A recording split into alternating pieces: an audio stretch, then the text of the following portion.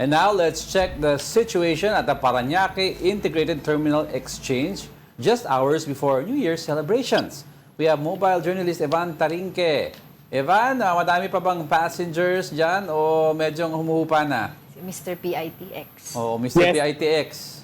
Yes, Diego, Angela. No? Sa mga oras na ito, kumonte yung mga pasahero dito sa PITX. No? Ilang oras nga bago yung pagsalubong ng bagong taon. Ikot ko kayo ngayon kung ano yung current situation dito. No? Nung matatandaan nyo, this past few days, no, makikita natin, yung pila pa lang sa entrance, mahaba na yan, lumaabot pa yan sa labas. Pero currently, makikita natin talagang maluwag pa at iilan pa lang yung mga pumapasok dyan. Pagdating naman dito, kung matatandaan nyo, dating sa part na to, lalo na to sa may gate na to, sa gate 5 na ito, talagang shoulder to shoulder yung mga pasahero. Pero ngayon, iba yung itsura niya ngayon, no? Maluwag na maluwag at maraming mga bakanting upuan na pwedeng maupuan ng mga kapatid natin na babiyahe ngayong araw. Ito, makikita natin, maraming bakanting upuan at yung mga pasahero, iilan lang yan. No? Sobrang ang laki ng contrast niyan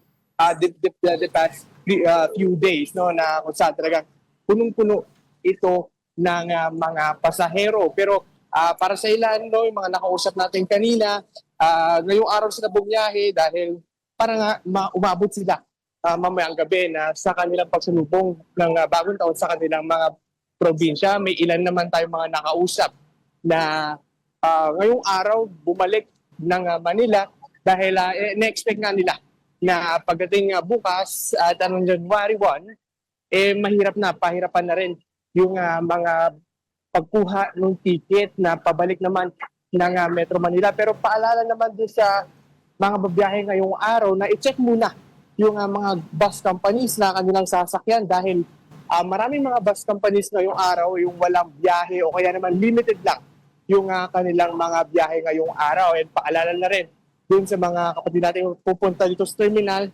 pinagbabawal pa rin yung mga matulis na bagay, flammable materials dahil currently kanina may mga nakompiska na mga paputok, no?